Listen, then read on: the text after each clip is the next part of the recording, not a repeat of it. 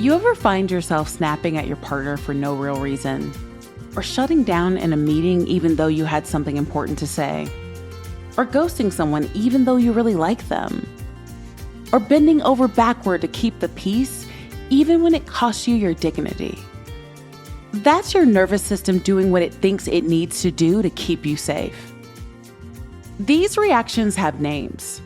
Let me introduce you to the trauma response squad: fight, flight, freeze, and fawn.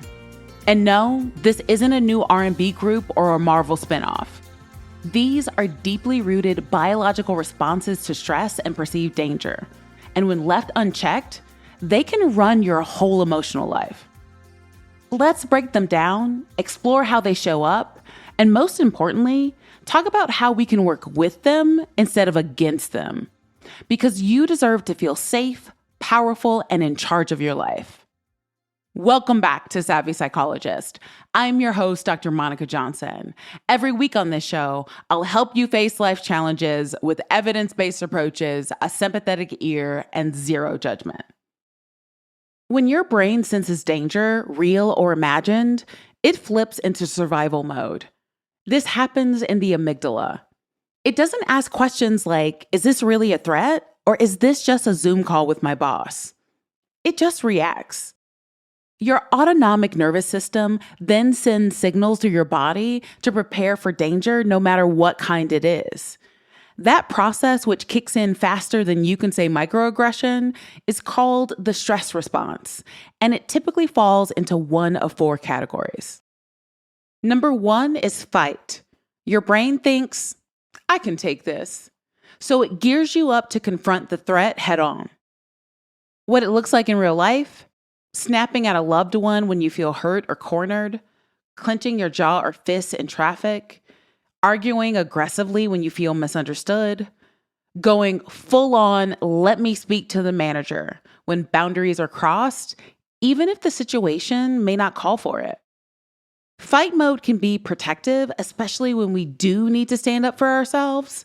But sometimes we fight because we feel powerless or afraid, and we're trying to get control.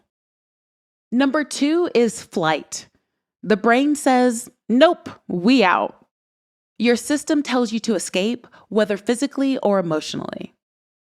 What it can look like in real life: avoiding hard conversations or conflict like it's the plague, overworking to avoid feeling anxious, ending relationships prematurely when things get vulnerable, or scrolling for 3 hours straight instead of addressing your emotions.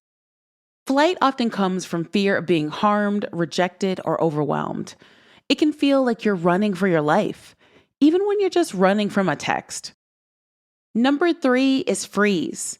The brain says, we can't fight or flee, so let's shut down. This is a form of dissociation, where the body goes still, but the mind is still racing or checked out entirely.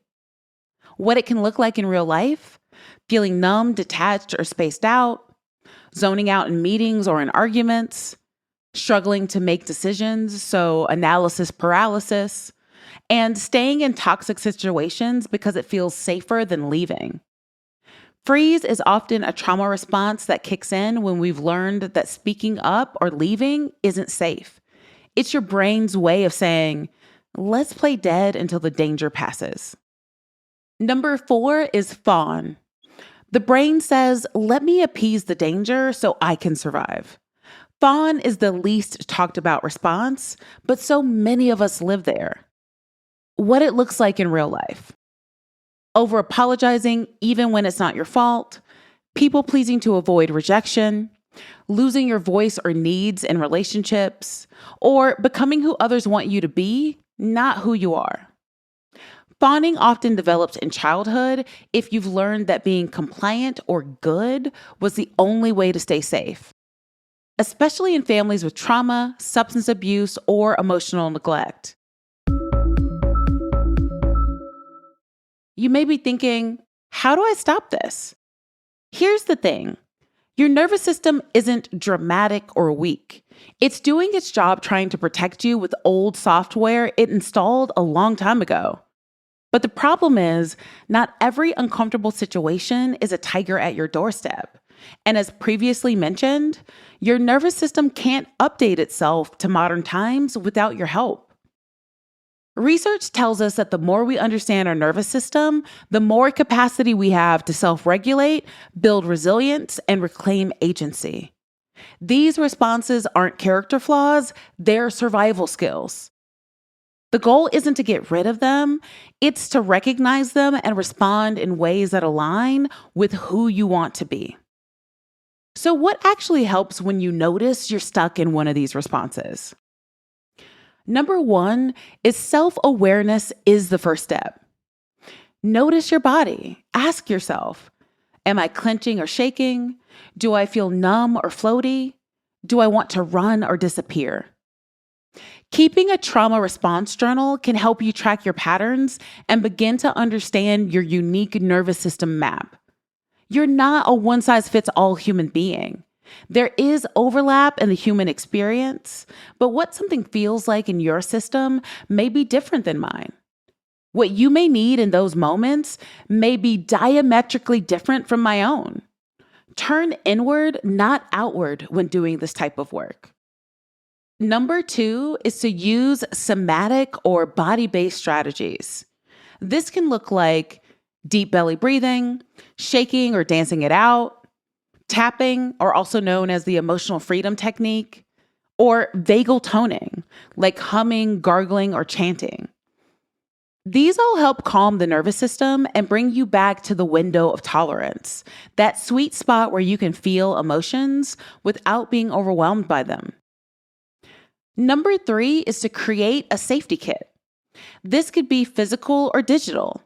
Keep it where you know you'll remember and include things that make you feel safe, like a playlist of calming music, a list of supportive affirmations, photos of people or places that make you feel safe, or sensory items like a fidget toy, essential oil roller, or soft fabric. Number four is to get support. Therapists trained in trauma-informed approaches can help you go deeper.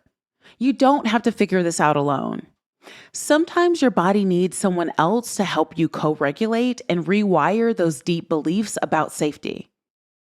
If individual therapy isn't for you at this time, you can choose group therapy or support groups, which are often available for free or lower cost than individual therapy. Understanding the fight, flight, freeze, and fawn responses isn't about labeling yourself. It's about giving your inner world some compassion and your healing journey some direction.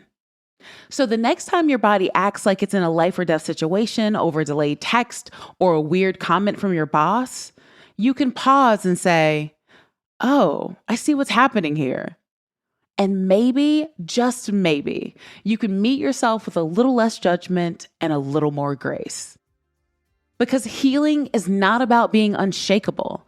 It's about knowing how to ground yourself when life quakes occur. You got this. And I've got your back with evidence-based information to help you along the way. Which of your survival responses are you working on? Let me know. You can contact me via Instagram at KindMindPsych or via my email at psychologist@quickanddirtytips.com. The Savvy Psychologist is a Quick and Dirty Tips podcast. It's audio engineered by Steve Rickyberg. The director of podcasts is Holly Hutchings. Our podcast and advertising operations specialist is Morgan Christensen. And Nathaniel Hoops is our marketing contractor. Follow Savvy Psychologist on Apple Podcasts, Spotify, or wherever you listen to podcasts. That's all for this episode of Savvy Psychologist. Thanks for listening, and I'll see you next week.